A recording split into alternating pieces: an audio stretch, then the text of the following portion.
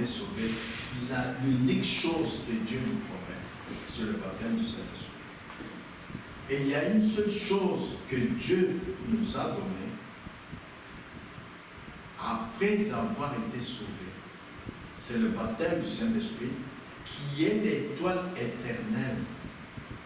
Le Saint-Esprit est le guide de l'Église du Dieu vivant aujourd'hui. Pour conduire les gens dans la vérité, dans toute la vérité. Et de deux, pour conduire les gens dans toute la lumière. Voilà ce à quoi beaucoup de croyants ne font pas attention. Nous allons le lire dans la Bible. Pour être certain que tu es baptisé du Saint-Esprit, tu dois te laisser conduire par le Saint-Esprit dans toute la vérité. Pas seulement dans une partie de la vérité, non, dans tout. Tu ne te conduis pas toi-même. Non, la Bible dit, il faut veiller. Aujourd'hui, je veille en prière. Non. C'est bon, mais Dieu ne connaît pas ça. La Bible dit, Dieu n'est pas servi par des mains humaines.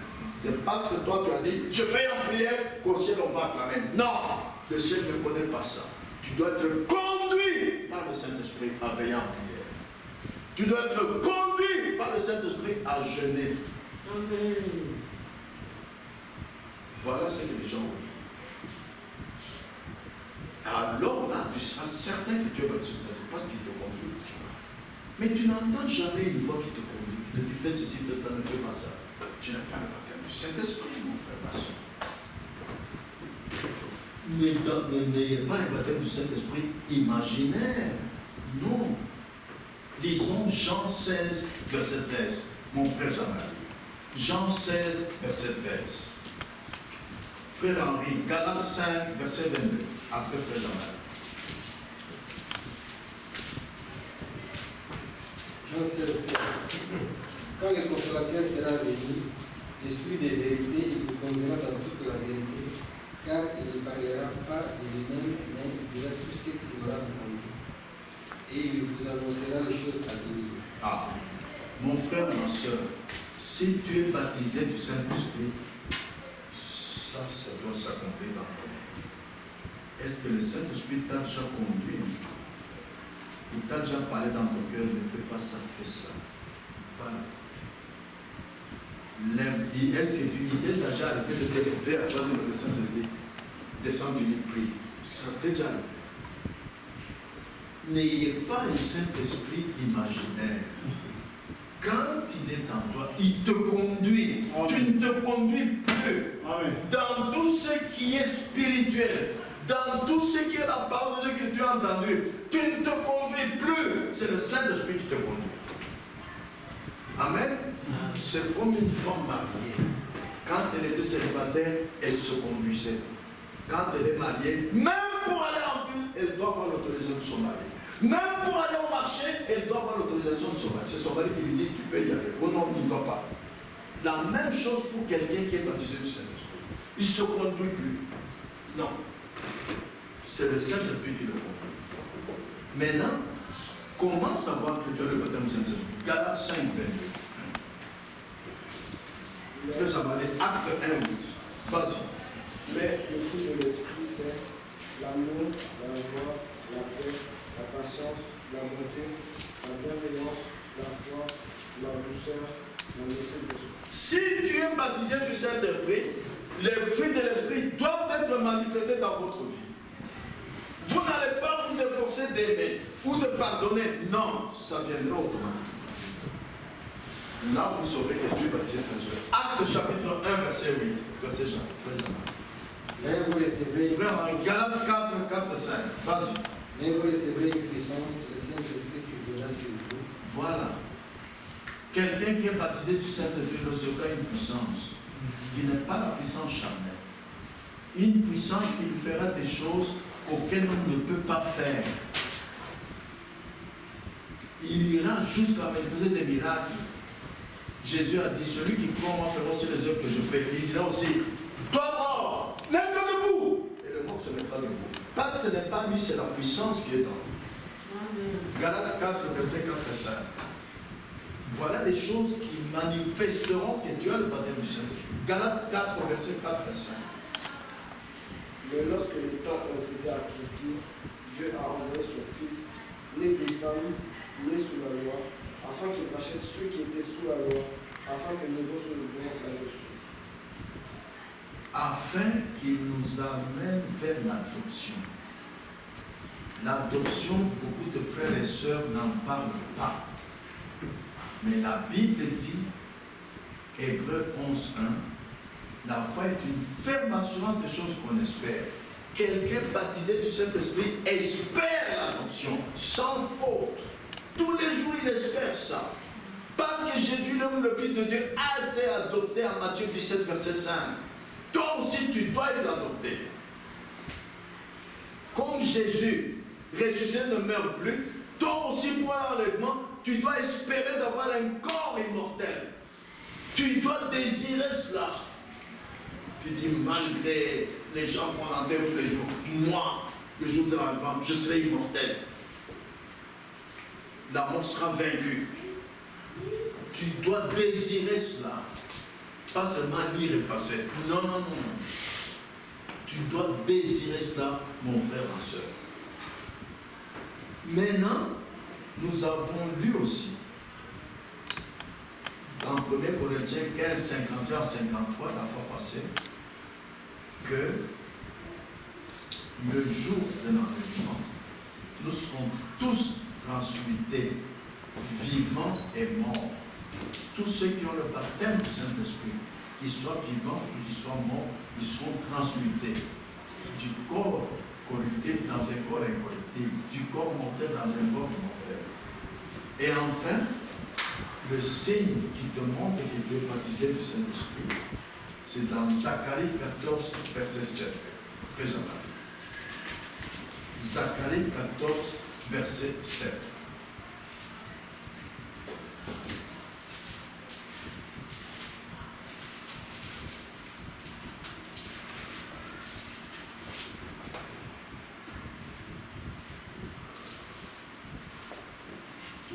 Ce sera un jour unique, connu de l'Éternel, et qui ne sera ni jour ni nuit, mais vers le soir la lumière apparaîtra. Ah, le Saint-Esprit qui te conduit dans toute la vérité est le même Saint-Esprit qui te conduit dans toute la lumière. Amen. Amen. Ah. Là où le Saint-Esprit agit, vous trouverez les fruits de l'Esprit, vous trouverez la lumière. Lisons dans le grand réveil imminent, au paragraphe 33. Quelle sorte de lumière? Il y a une seule chose que Dieu nous a donnée, l'étoile éternelle, c'est le baptême du Saint-Esprit. Le Saint-Esprit est le guide de l'Église du Dieu vivant aujourd'hui pour conduire les gens dans la vérité et dans toute la lumière. Pas dans une partie de la vérité, dans toute la vérité. Pas dans une partie de la lumière, dans toute la lumière. Ah, suivez bien, frères et sœurs. C'est ça le signe de l'Église aujourd'hui. Observez là où le Saint-Esprit agit. Là où le Saint-Esprit agit, vous trouverez la manifestation des fruits de l'Esprit, l'amour, la joie, ainsi de suite. La puissance de Dieu parmi son peuple, comme cela accomplira les signes et les prodiges de la religion de Jésus-Christ. Jésus a dit, vous ferez aussi les œuvres que je fais. C'est par le Saint-Esprit. Vous en ferez de plus grandes car je m'en vais au Père. Et vous ferez les œuvres que Jésus a accomplies, accompagner ce groupe de gens. Voilà pourquoi dernièrement, j'ai attiré votre attention sur la résurrection de Lazare. Ce sont les œuvres qui nous appartiennent. Vous deviez désirer cela, Seigneur. Puis tu peux m'utiliser un jour que je dise cadavre, mets-toi debout, qui se met debout. Même quelqu'un qui vient d'être tamponné dans la rue par un véhicule. Que les gens croient que tu existes parce qu'ici, sur tout ça, les gens disent que Dieu n'existe pas. Vous voyez? Ah, écoutez la suite. Dieu, vous verrez le monde extérieur se moquer de ces gens autant qu'on s'était moqué du Seigneur Jésus. Quand Dieu va t'utiliser pour faire des miracles, Il y en a qui sont étonnés, qui croient en Jésus-Christ. Il y en a qui vont se moquer de toi. Et même t'en vouloir même te faire du mal. Ne t'étonne pas. Toi, tu attends que la volonté de Dieu soit faite. Je vous assure, frère, aujourd'hui, si jamais il y a un temps, au lieu de me souvenir, ou de temps que je peux voir dans les églises sur l'histoire, depuis le départ de notre Seigneur Jésus-Christ et la venue du Saint-Esprit dans le premier âge, c'est aujourd'hui qu'il y a un signe que le milieu bouge. Dieu est en train de marcher devant dans cette nation-ci. C'est tout aussi sûr que 2 fois 2 font 4. Des signes et des prodiges commencent à apparaître. Ils nous montrent que nous sommes au temps de la fin. Nous entrons maintenant même dans le plus grand réveil que ce monde ait jamais connu. Nous entrons maintenant même dans la plus grande destruction qui ait jamais frappé l'humanité depuis que le monde existe. Ah! Là, je vous prie d'être attentifs. Les événements qui arrivent dans le monde, l'homme de science dit que ce sont des catastrophes naturelles. Mais pour nous les croyants, chaque fois qu'il y a un tremblement de terre, chaque fois qu'il y a une inondation, cherchez dans la Bible. Et ce n'est pas la même puissance de Dieu qui fait ça. Est-ce que Dieu n'avait pas promis ça? Et quand c'est ça, réveille-toi, dis ah, Jésus revient bientôt. Parce que ce n'est pas par une prière qu'on vous dire oh, Jésus revient bientôt, regardez le travail de terre, soyez prêts. Non, non, non, non, non. Ce sera individuel. Ce sera individuel. Rappelez-vous ce qui a eu du temps de Noé. Quand le message par le prophète de Noé a été propagé que le déluge va tomber, quand le déluge est tombé, est-ce que c'est Noé qui a dit attention, le déluge arrive? Est-ce que c'est Noé? C'est la même chose. Maintenant qu'il y a des signes qui vont précéder la deuxième venue de Christ, quand ils sont là, on ne va plus vous prêcher attention, les signes sont là. C'est à vous réveiller. Comme du temps de Noé, il n'y a eu que 8 personnes qui se sont réveillées, qui sont entrées dans l'arche. Pourtant la porte était ouverte. Personne d'autre n'est entré. Mais quand le déluge est tombé, la catastrophe était là, ils sont allés frapper à la porte. C'était trop tard. Que cela ne vous arrive pas, mon frère, ma soeur. Nous lisons dans Luc 21, verset 25, ces choses qui arrivent dans notre temps, ou qui sont déjà arrivées, et que Dieu avait prévu. Luc 21, verset 25, la deuxième partie du verset. Il y aura des signes dans le soleil, dans la lune, dans les étoiles. Voilà ce qu'il a dit.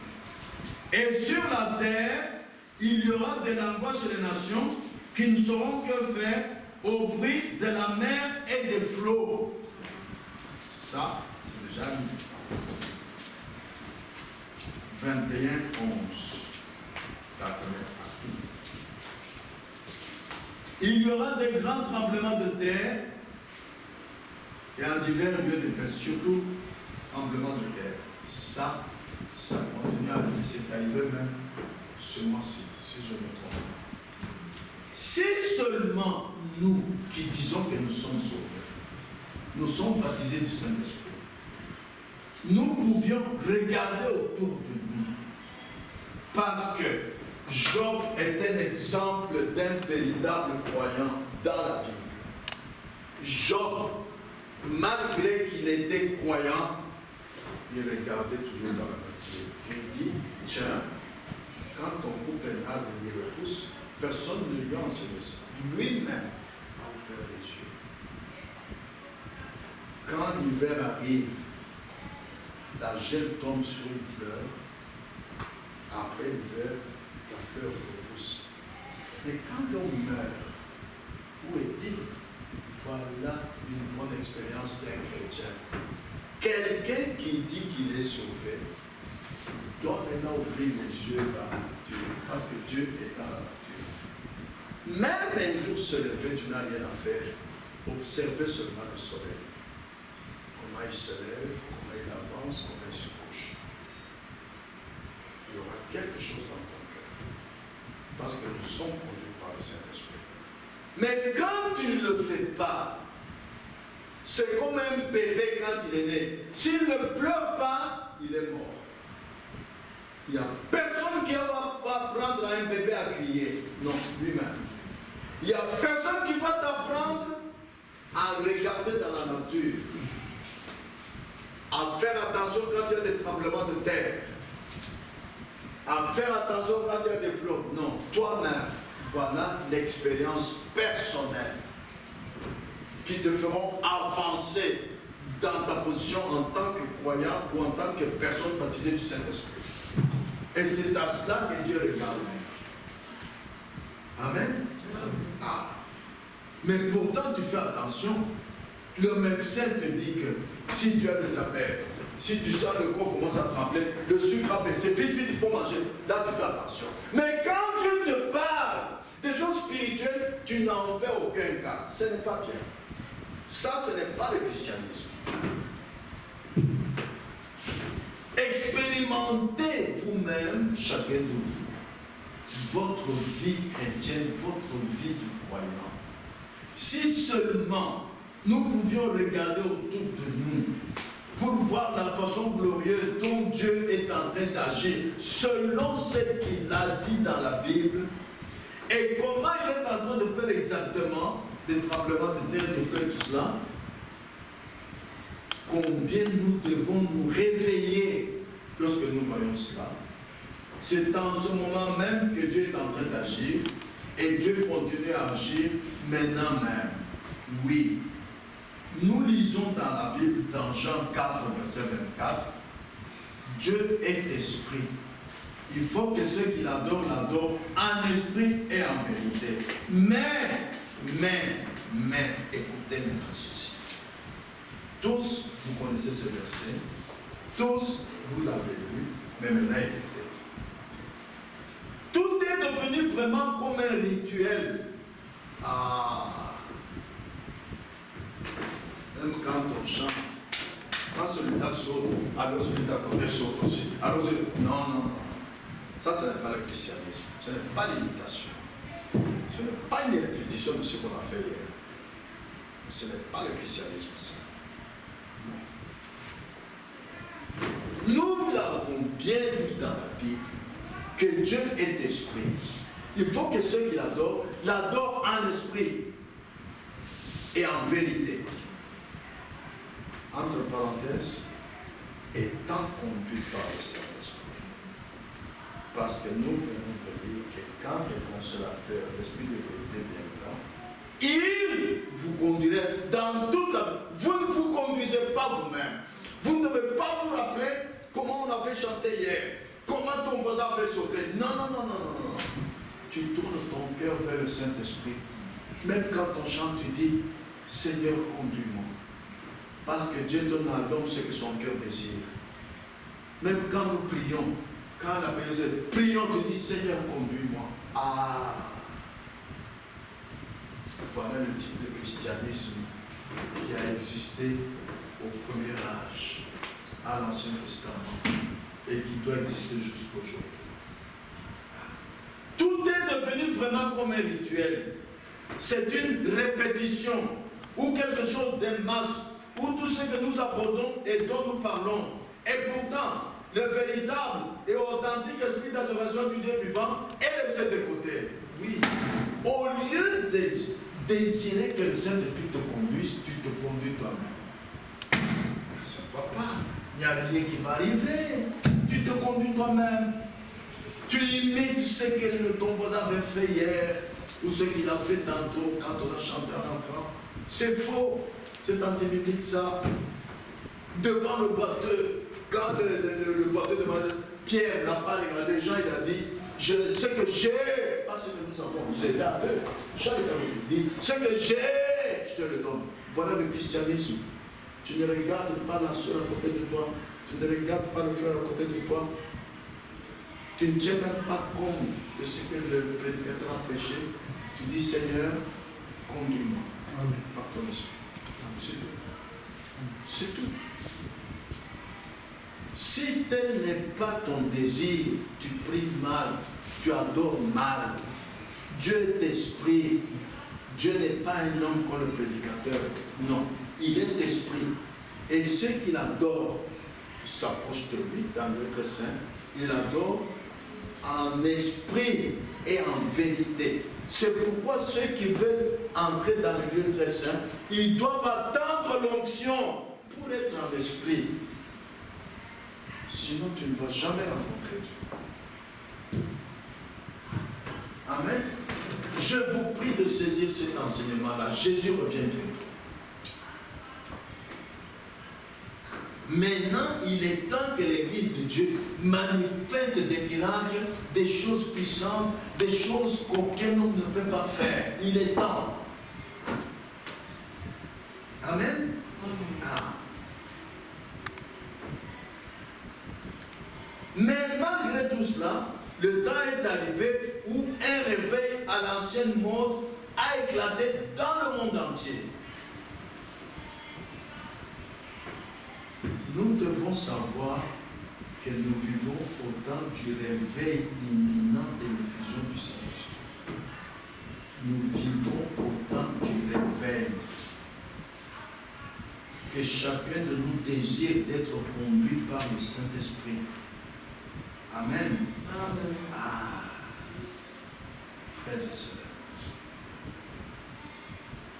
écoutez la suite.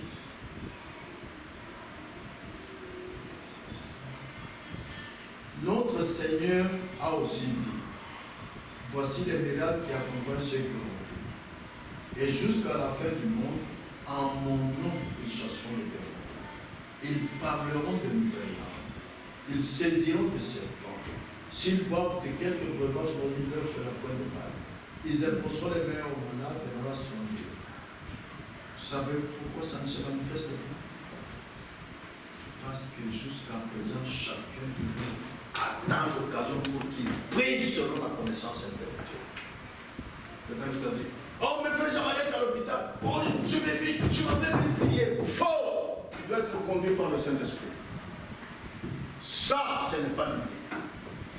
Jésus a dit, quand le Consolateur viendra, il... Alors pourquoi tu te conduis toi-même? C'est pourquoi tu peux aller, tu peux prier. Fais avancer dans le coma, il restera dans le coma. Parce que tu t'es conduit toi-même. Ça, ce n'est pas le christianisme. Nous devons chaque jour, dans nos prières, désirer d'être conduits par le Saint-Esprit. Seigneur, je suis ton temple. Si j'ai péché, convainc-moi du péché, je me repentirai. J'aime être à ta disposition, afin que tu m'utilises comme tu veux, que ta volonté soit faite. Me voici, Seigneur, conduis-moi, utilise-moi, Seigneur, afin que les gens croient que tu existes et ils croiront en toi. Voilà la manière dont nous devons. Mais quand Marc 16, 17 est là, ça ne s'accomplit pas, c'est parce que vous attendez une occasion pour le mettre en pratique d'une manière charnelle. Et ça, c'est antibiblique. Ce n'est pas ce qu'il faut faire. Écoutez encore ce qu'il dit. Mais c'est seulement un poteau indicateur qui montre que le véritable Seigneur Jésus et le véritable réveil du Saint-Esprit seront bientôt là. Ah. Frères et sœurs, il y a des années et des années que nous marchons en disant nous avons pris le message du temps de la fin. Nous sommes même avec des épaules hautes devant les femmes en mini-jupe. C'est là va l'enfer. Devant les dénominations, ils ne croient pas le message. Ils croient en 3 personnes en Dieu. Ils sont baptisés au nom du Père, du Fils et du Saint-Esprit. C'est une mauvaise position. Il ne faut jamais prendre quelqu'un dans sa position de jeune.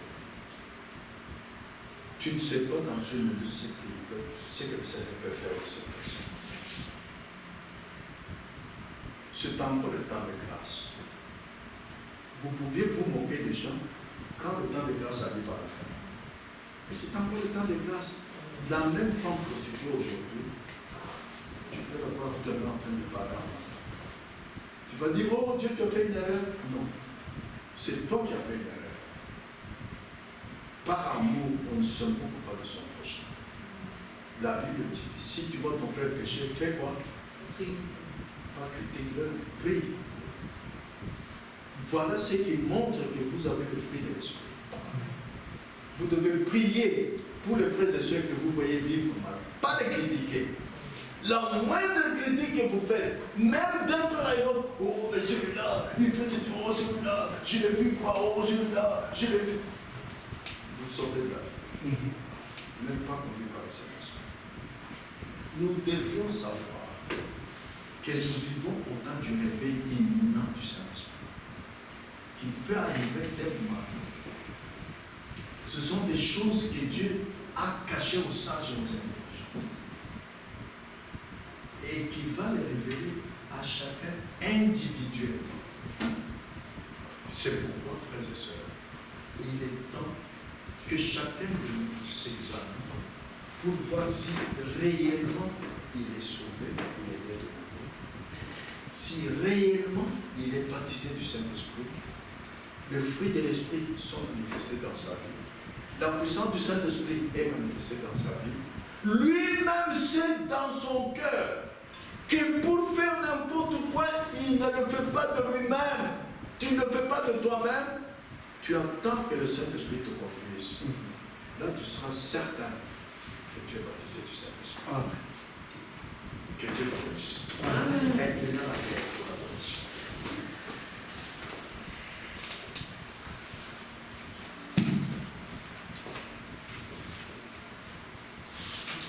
Mon frère et ma soeur, nous savons tous en quel temps nous vivons. Nous attendons la deuxième venue de Christ. Il vient pour enlever l'épouse. L'épouse, ce sont des hommes et des femmes baptisés du Saint-Esprit. Qui sont passés par l'adoption, qui sont passés par la transmutation de leur corps.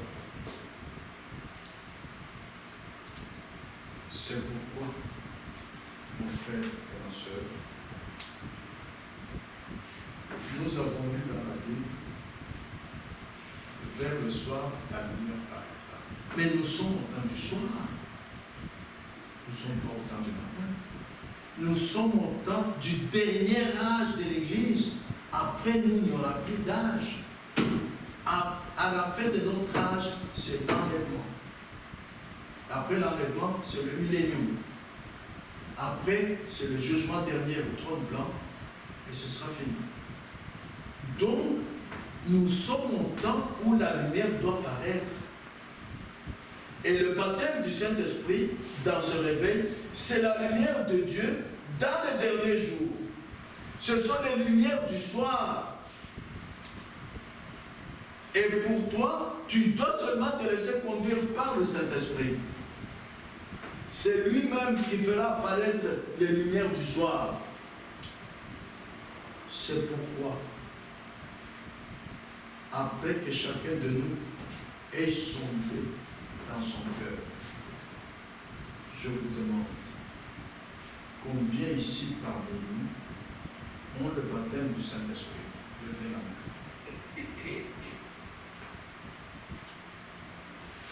Et combien ici parmi nous n'ont pas le baptême du Saint-Esprit et aimeraient cependant avoir le baptême du Saint-Esprit? Levez la main. Que Dieu vous bénisse. Troisièmement, s'il y a quelqu'un qui n'est pas encore baptisé dans l'eau au nom de Jésus-Christ,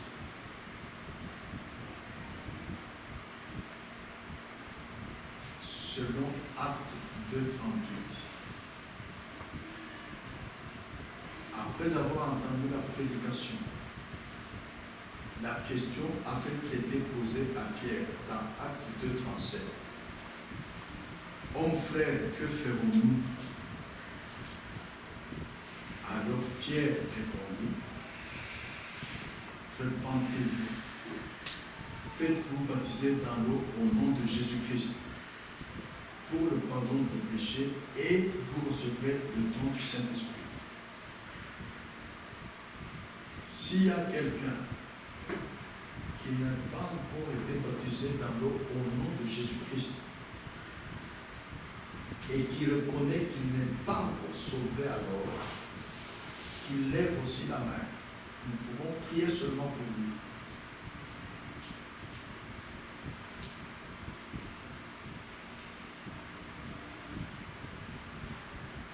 Que Dieu vous bénisse.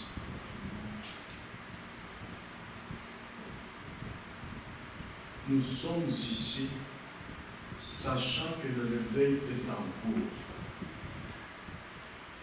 Toute la salle ici est remplie des anges de Dieu. Parce que la Bible dit dans Psaume 34, verset 8, les anges de Dieu campent autour de ceux qui aiment Dieu et qui le craignent. Maintenant, vous qui avez levé la main et vous avez le Saint-Esprit, levez-vous.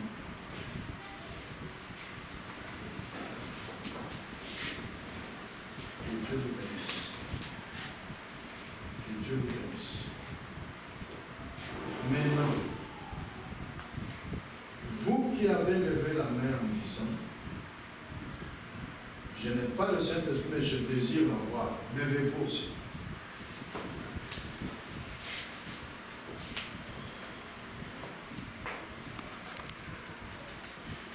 Alors, venez ici devant. Ceux qui ont dit qu'ils ont le baptême du Saint-Esprit, ils vont vous imposer les mains et prier pour vous, afin que Dieu vous l'accorde. Venez ici devant, vous qui avez dit que vous n'avez pas le Saint-Esprit, mais vous désirez l'avoir. Venez ici devant.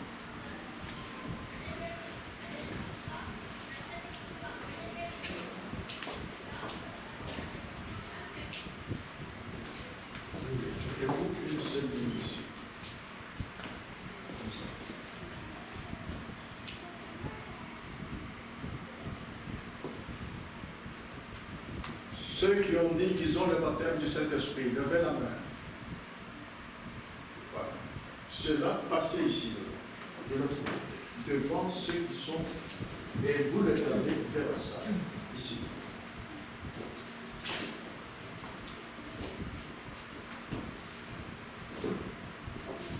Nous comptons sur Dieu, sur votre sincérité.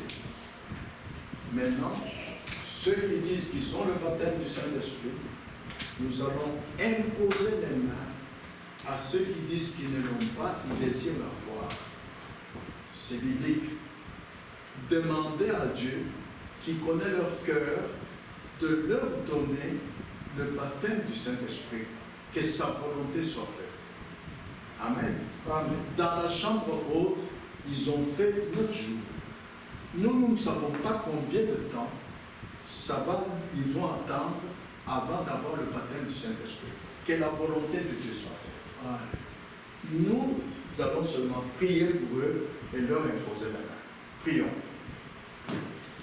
Notre Père Céleste, Dieu très saint, je te loue, je te glorifie d'avoir touché le cœur de ma sœur pour reconnaître qu'elle n'a pas encore le baptême du Saint-Esprit, qu'elle désire l'avoir. C'est toi qui baptises du Saint-Esprit, pas l'Église, pas un prédicateur, toi seul.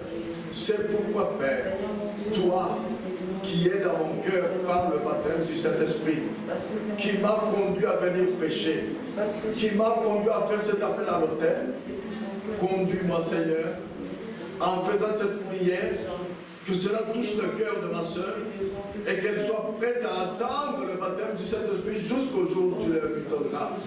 Et que désormais, qu'elle soit comme ceux qui étaient dans la chambre haute, qu'elle attende autant de jours que tu voudrais qu'elle attende. sans se fatiguer. Parce que ceux qui attendent ne se fatiguent pas. Jusqu'au jour où tu lui donneras le baptême du Saint-Esprit. Je te le demande avec foi, en te remerciant d'avoir exaucé ma prière, au nom de Jésus-Christ. Amen. Notre Père Céleste, Dieu très saint, je te loue, je te glorifie d'avoir touché le cœur de mon frère ici présent pour venir confesser qu'il n'a pas encore le baptême du Saint-Esprit, qu'il désire l'avoir. Ô Dieu Tout-Puissant, toi qui as dit dans ta parole que Dieu donne à l'homme ce que son cœur désire. Tu vois ce que son cœur désire, Seigneur. C'est le baptême du Saint-Esprit, mais il y a le temps de l'attente, comme c'était le cas dans la chambre haute. Personne ne connaît combien de jours il attendra. Toi seul tu connais. Que ta volonté soit faite. Donne-lui alors, Seigneur, la patience qu'il faudra pour attendre jusqu'au jour où toi, par ta volonté, tu lui donneras le baptême du Saint-Esprit. Je te remercie de m'avoir exaucé, car je me suis laissé conduire par le Saint-Esprit. Maintenant, exauce cette prière au nom de Jésus-Christ. Amen.